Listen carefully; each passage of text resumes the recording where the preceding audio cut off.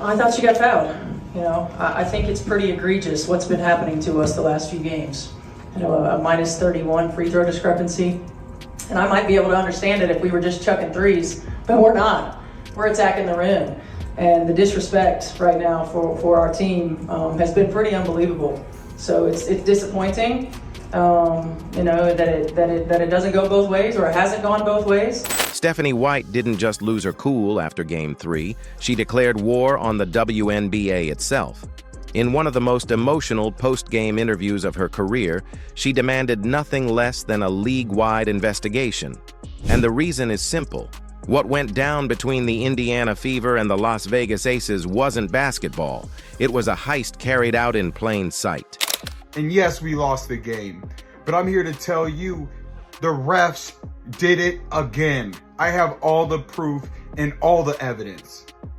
Every single call. Yeah, they didn't call much the first quarter, but by the second and third quarter, when we build a 6-point lead, we have a tie game, and you called the exact opposite calls on us when it's happening to us and we don't get the same treatment? Come on.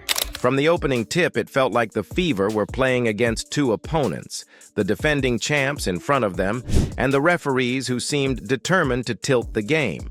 Whistles that came out of nowhere, challenges that were flat out ignored, calls so lopsided the box score reads like evidence in a trial. Look at A'ja Wilson pushes her in the back, so she pushes her in the back. But of course it's on the Fever. Then this one's crazy.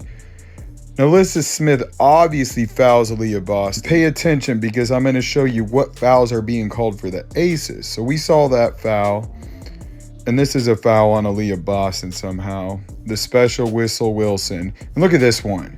So you saw what Alyssa Smith did to Boston, but look at it. She gets this call when nobody touches her at all. The referees are so inconsistent. A'ja Wilson does put her leg out super wide, moving screens, and they call the foul on Lexi Hall. White herself put it best, a minus 31 free throw discrepancy across just a few games. Think about that, minus 31. That doesn't just happen by chance, and it wasn't just the numbers, it was the moments. In the third quarter, Aaliyah Boston tried to challenge a foul call on Jackie Young. So now we're down by 2.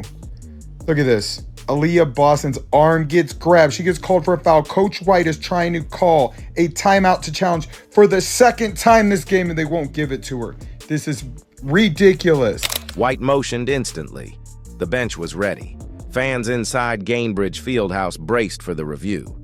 And then, nothing. Officials didn't even acknowledge it. Seconds later, Chelsea Gray buried a 3, flipping the scoreboard and ripping momentum straight out of Indiana's hands. The crowd went from electric to furious in an instant, showering the court in boos. That clip went viral online within minutes. Analysts froze the tape, rewound it, and circled the ignored challenge as the exact turning point that stole the game. But that was just one sequence. The pattern was everywhere. A'ja Wilson pushing off with elbows that never drew a whistle. Illegal screens that somehow resulted in fouls against Fever defenders. Phantom contact calls that handed Vegas free throws without a hand even being laid. Meanwhile, when Indiana got hammered in the paint, silence. And this one's just crap. Look at this. A'ja Wilson, they both foul her. That's like 4 arms on her at once. We would have took a 1-point lead going into half, but no. But then they call this. So you just saw them hit you with 4 arms, and this girl doesn't even get touched at all. Does she get the foul? Yes. Look at that moving screen. What the heck? That's a football play. They didn't call that. Look at this. We're up by 5 at this point. And then Alyssa Smith gets a free layup, another moving screen, and another shot, which ties things up. So you see what I'm saying? Right after those 2 moving screens, and then Lexi Hall gets called for that. Are you kidding me? Over and over, it felt less like missed calls and more like a predetermined script. And that's exactly why Stephanie White finally snapped. Yet while the officiating circus stole the spotlight, there was another story unfolding on that court. Lexi Hull, a player who came in with her back still stiff from injury. a player listed as questionable heading into the game, a player most people didn't even expect to see logging serious minutes. And what did she do? She delivered the performance of her life. 16 points, 10 rebounds, 4 assists, 2 blocks, and 3 massive triples. Kelsey Mitchell didn't play well. I agree. Lexi Hull, salute to you, Lexi Hull. There's not enough flowers that I can go out and pick to give to you. That's how impressed, proud, grateful I am that you're on this team. Bad back, doesn't matter. You hustled your ass off defensively. You were aggressive on the offensive end. You have this. You can't teach heart. And Lexi Hull has a whole lot of heart. Lot of heart. She played through visible pain, grimacing after collisions, but never backing down. Diving on the floor, fighting for every rebound, knocking down threes that felt like lifelines every time Vegas threatened to pull away. Hull became the beating heart of Indiana's resistance. She embodied the fight, the sacrifice, the defiance of a team that refused to be broken even when the whistles were designed to break them. And that's exactly why fans rallied to her. Every bucket, every hustle play, every grimace of determination sent Gainbridge into a frenzy. Help comes, kick out, Hull will fire, and hit from 3. The arena knew what they were watching, a warrior sacrificing her body for her team. And here's the cruelest twist. On the very night Hull gave Indiana her best playoff game ever, her story was buried under the avalanche of officiating controversy. The headlines weren't about her career high. They weren't about her tying a franchise playoff record for threes. They weren't about her courage. They were about corrupt referees tilting the game. Hull deserved the spotlight, and instead it was stolen, just like the Fever's chance to win. Meanwhile, let's talk about the so-called MVP on the other side. A'ja Wilson, the face of the league, the reigning superstar. And what did she do? She bricked her way through nearly 3 full quarters. By halftime, she was 1 for 11. By the end of the night, 6 for 20, 13 points on 20 shots. That's dreadful for any starter in the WNBA, let alone the reigning MVP. But you wouldn't know it by reading the media coverage. Outlets bent over backwards to protect her image, talking about rebounds, blocks, assists, anything to cover up the truth. So guys, this is just a funny story. I don't think there's much in this. I'm gonna be honest. I don't think this is intentional. Not that I don't think this is intentional. I know it's not intentional. Like, we can be very, very honest here. Like, we know that this is not intentional. But I think it's hilarious. I think it's absolutely hilarious. So, if you guys don't know, the commentators were the most, like, pro-Aces commentators ever. Like, it was the most pro-Aces people you will ever see that were commentating on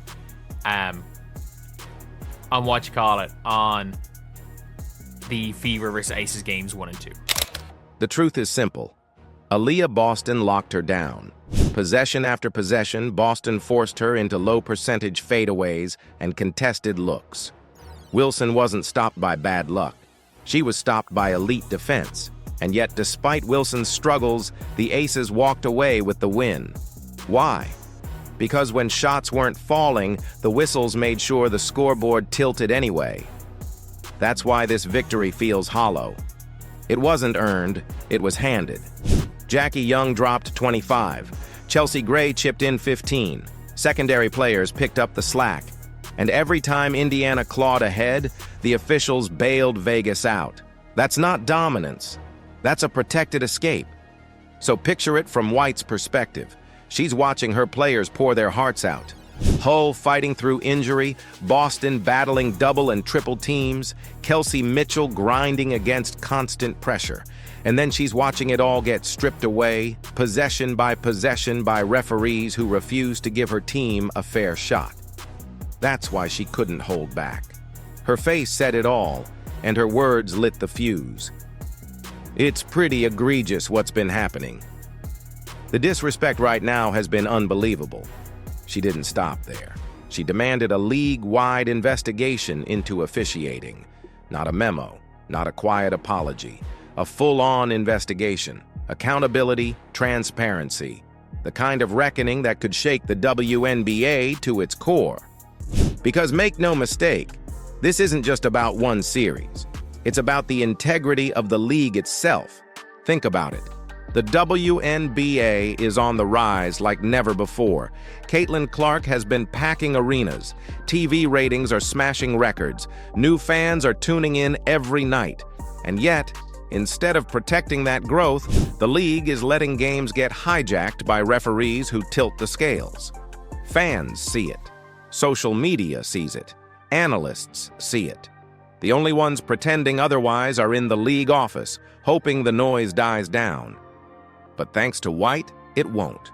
Her words were the spark, a public demand that the league either fix its dirtiest secret or admit to the world that fairness doesn't matter. That message is bigger than the fever. It's bigger than one playoff series. It's about the credibility of the entire WNBA, because if fans believe the outcome is predetermined, why would they keep showing up? Now the spotlight is on. Game 4 looms as a survival mission for Indiana. 17,000 fans are expected to pack Gainbridge Fieldhouse, and they're not going to sit quietly. They will make every possession miserable for Vegas. And if the Fever manage to fight through again, if Hull plays with the same grit, if Boston keeps punishing Wilson inside, the noise inside that arena could change the entire narrative. But even if Indiana's season ends here, one thing is already clear. Stephanie White's demand for accountability has forced the league to confront what fans have been screaming all season. Officiating isn't just inconsistent, it's corrupt. And unless something changes, the WNBA's brightest moment could be overshadowed by its darkest scandal. Do you think the WNBA will actually launch an investigation, or will they bury this and hope the headlines fade? Drop your thoughts in the comments below, and if you're still watching, type "Fever Robbed" so we know you're with us. Don't forget to like, subscribe, and hit the notification bell so you never miss the stories the league doesn't want you to hear. It looked like Kelsey Mitchell has some things to say about her teammate Caitlin Clark and the current state of the WNBA. Tell you guys, Kelsey Mitchell made a big-time appearance on ESPN, and it has simply broken the damn internet.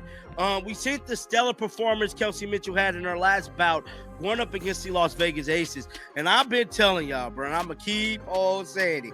Kelsey Mitchell came out that locker room with a belt full of spikes, and she put it over the booties of the Las Vegas Aces. Kelsey Mitchell just shattered A'ja Wilson's reputation and exposed what fans have been whispering for months: an anti-Caitlin Clark agenda at the heart of the WNBA. So lads, today we are going to be talking about the Kelsey Mitchell and Caitlin Clark. Well, Kelsey Mitchell talking about Caitlin Clark. Look, Fever players are going to be asked about Caitlin Clark. Genuinely, like every single time. There's no ifs, ands, or buts about it. If you're a Fever player, you're going to be asked about Caitlin Clark. This wasn't just about one game. This was about power, favoritism, and a league on the edge of being flipped upside down. So here's the real question. Was this the night A'ja Wilson's dynasty collapsed and the moment Indiana Fever seized control of the league's future? Let's start with the chaos that unfolded on the court. The Indiana Fever walked into Las Vegas as massive underdogs. They were shorthanded, missing 6 players, including Caitlin Clark and Sophie Cunningham. The Aces had their MVP polished up, their arena ready for a coronation. Everyone expected Indiana to roll over, but instead, the game turned into a masterclass in grit and exposure. I mean, she laid them over her lap and got the spanking them.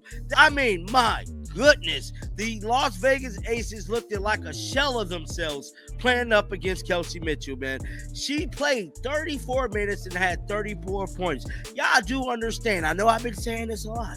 She was scoring a bucket every 60 damn seconds she was in the game. From the opening tip, the officiating was a disaster. Missed calls piled up. Lexi Hull was shoved, elbowed, and even tripped on illegal screens that looked more like WWE moves than basketball.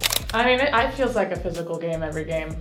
Feels like it's been a physical season. But yes, I think, I feel like I've been on the ground a little bit more this series so far.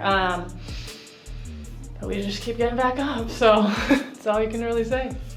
And yet, the whistles stayed silent. Then came the moment that summed it all up. Kelsey Mitchell drives hard, absorbs clear contact from A'ja Wilson, finishes the bucket. And instead of getting the free throw she deserved, the refs slapped her with a technical foul. Even Vegas fans couldn't believe it. This wasn't officiating. It was theater. And it was obvious who the refs wanted on top. But here's the thing. Indiana didn't blink. They didn't fold. They responded by tightening up their defense, executing cleanly, and punishing Vegas every single time the Aces lost focus. Mitchell teardrops one in. As Wilson on her gets fire and lays it in left side. Sims, they gave her just that space and she took it. Sims at the foul line lets it fly again and hits it again. Honestly, Sims is feeling it. Kelsey Mitchell wasn't rattled, she was relentless. By the final buzzer, she had 34 points, silencing the Vegas crowd and turning what was supposed to be a coronation into humiliation. A'ja Wilson, she shot a brutal 6 for 22. There's the A'ja Wilson, we all know. On her MVP night, the supposed face of the league couldn't buy a bucket without a bailout whistle. And then came the words that set the WNBA on fire. Post-game, Kelsey Mitchell didn't rant. She didn't cry. She calmly laid it out. She called out the inconsistencies. She pointed to the favoritism. And she made it clear that Indiana wasn't just surviving. They were here to compete.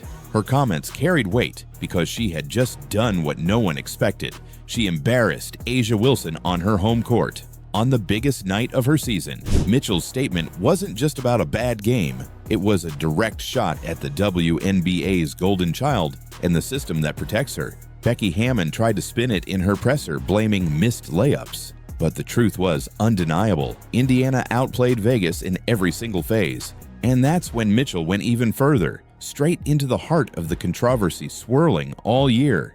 Caitlin Clark. After months of polished interviews, Mitchell finally broke her silence. And what she said left the entire league stunned. Clark has changed the world, changed the dynamic of basketball, Mitchell declared. I think it was just like a match made in heaven, really, because I was, still at a young age to really, vibe and get to know these players for who they were. And then you bring in Caitlin, who changed the world, changed the dynamic of basketball. And as a friend and as a player, you better appreciate her because, certain doors have opened because she's come to the fever, and you have to respect that. And I love the teammate and person in her because she's accepted it with so much grace and even welcomed us with open arms to, make this thing happen. So I think it just took a lot of big pieces to make, what it is now. Think about the gravity of that statement. This is a veteran who spent years carrying Indiana through irrelevance, grinding through 5 coaches in 8 years, losing seasons so bad the team was treated like a free win. If anyone had a reason to be bitter about Clark stealing the spotlight, it was Kelsey Mitchell. But instead of jealousy, she gave respect. Pure, authentic respect. She called Caitlin a teammate, a friend, and even admitted that without Clark, doors would have never opened for the Fever. Compare that to A'ja Wilson and Cheryl Swoops, who've spent the season throwing shade, dismissing Clark's impact, and feeding into the resentment. Mitchell flipped the narrative. She showed what true leadership looks like, recognizing a generational star without diminishing herself. Mitchell reminded everyone that before Caitlin, she was the one keeping Indiana alive. She laid the foundation, she carried the weight. And now, alongside Clark, Boston, and Hull, she's ready to turn that survival into a dynasty. And she made it clear, she's all in. At one point, she even hinted she'd take a pay cut to keep this core together. That's not just loyalty, that's a revolution. So here's the climax.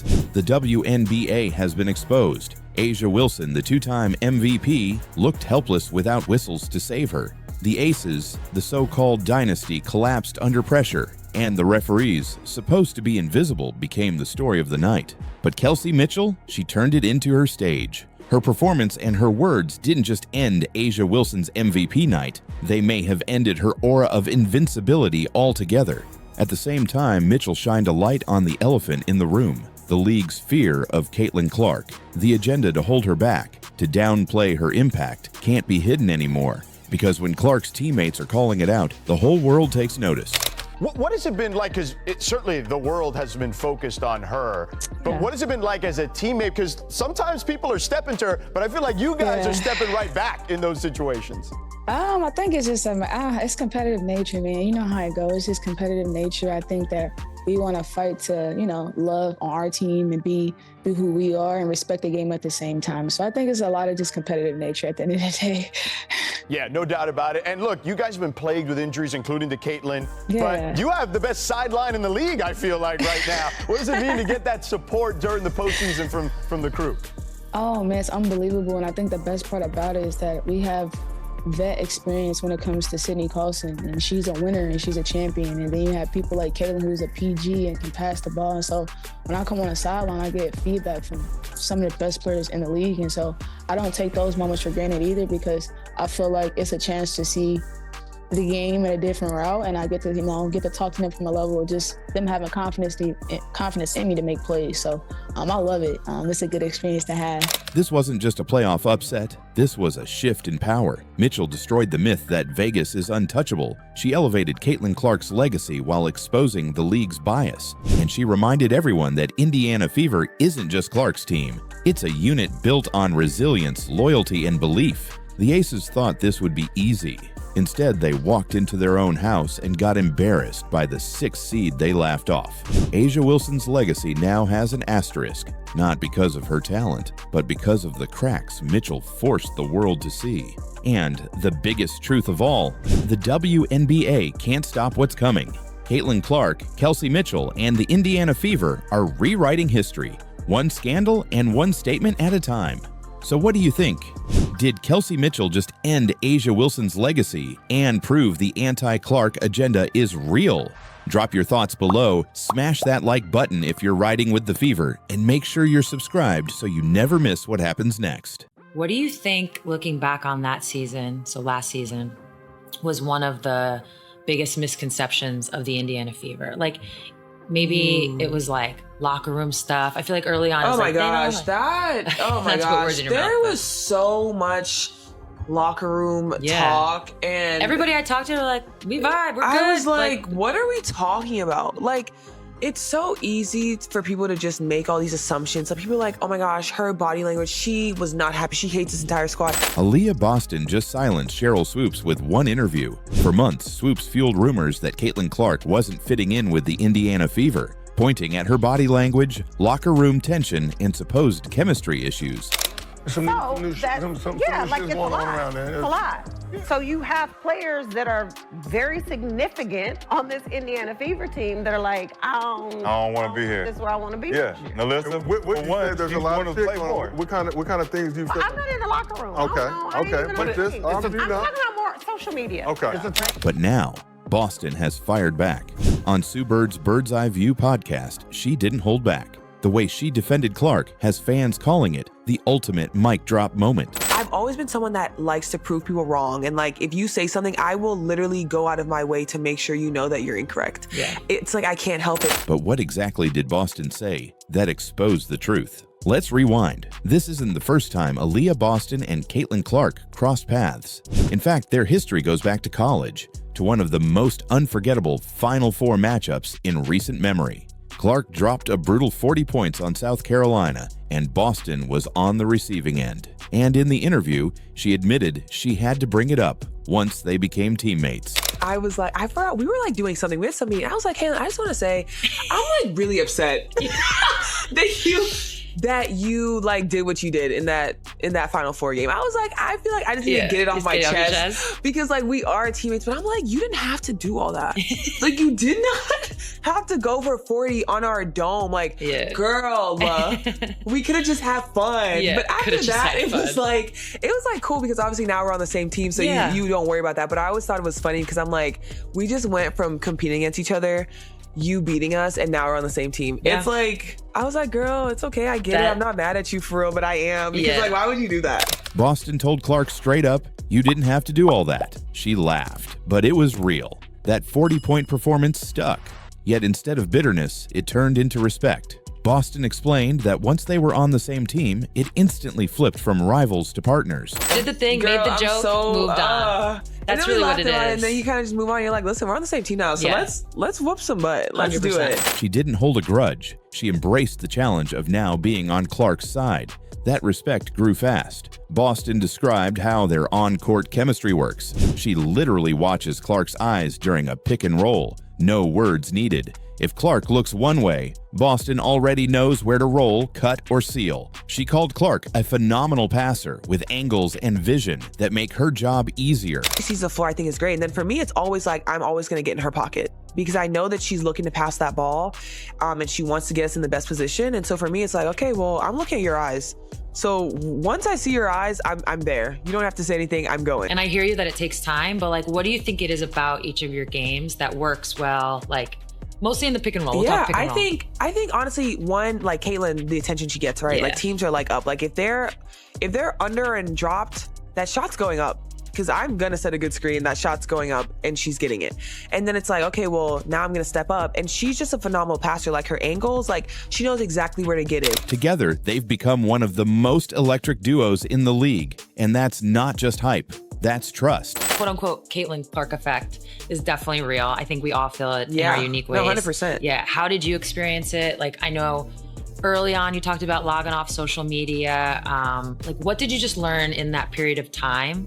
And by the way, the social media aspect is not Caitlin's fault. No. So it's like, but what did you learn just like in that period of time? Yeah, I mean, everyone loves Caitlin. They love watching Caitlin. Yeah. And so I think that just brings so much eyes. And I think for our league, that's great. Like that is great for us. You have so many people coming in, they're watching. Like I always say, like they might come in for Caitlin and they leave and they're like, dang, this girl's a hooper too. Yeah. Oh, I like her. Like you're seeing it hear in so many people say it. You viewership. hear like everyone says it. And I think you just kind of embrace that. But here's where the tension comes in. While Boston and Clark were quietly building a connection, outsiders painted a different story. The internet ran wild with speculation. Clark's teammates don't like her. Clark doesn't fit in. Look at her body language. Look at the locker room drama. Boston's response? She laughed. Literally. What kind of things do you feel? I'm not in the locker room. Okay. I'm talking about more social media. Okay. It's a turn. Right? It's a turn, right? It's really a turn of the tides.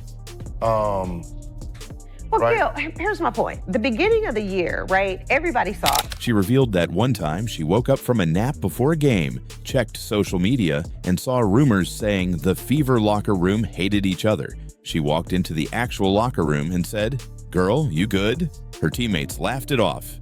No drama, no hate, just outsiders spinning stories. Oh my gosh, there was so much locker room talk, and everybody I talked to were like, we vibe, we're good. I was like, what are we talking about? Like, it's so easy for people to just make all these assumptions. So people are like, oh my gosh, her body language, she was not happy. She hates this entire squad. I don't know. Sometimes when you have a bad game personally, that takes a toll on you. Yeah. It's not that you don't like the team. It's not you, but that takes a toll on you. Every single night we come out, we want to play good. And so like all the time there were locker room talks. I forgot what was the conversation one time. I woke up from my nap, getting ready to go to pregame. People are like, oh, they hate each other. They hate each other. We walked in the locker room. We're like, girl, you good? Yeah. I'm like, I just woke up. I couldn't tell you what's happening right now, but all I know is we about to hoop. At 7 p.m., we got a game. That's where Boston delivered her biggest shot at Cheryl Swoops. Remember, Swoops was one of the loudest voices suggesting Caitlin Clark's presence caused issues. She hinted at tension, body language problems, and divided chemistry. But Boston crushed that narrative. She made it clear the Fever weren't fractured, they were focused. They were professionals who cared about one thing: winning. When people get into this whole talking about what they think our locker room is like and what they think, I'm like, first of all, you're not in here. No. So you have no idea. No idea. And also, we're professionals. So if we want you to see something, you'll happily see it. If we don't, I guarantee you, you would never know there's a single problem. Why? Because that's none of your business, and we have more priorities, and that's winning. And then came Caitlin's injury. Losing Clark could have broken this team. She was the centerpiece of the offense, the attention magnet, the player who elevated the spotlight. But instead of collapsing, Boston revealed how the Fever locked into a next woman up mentality. It's definitely been a struggle, but I think just at the start of the season too, like, you know, you have your start of season meetings and you're talking, and for us it was about, listen, like no matter what happens in the season, it's next woman up.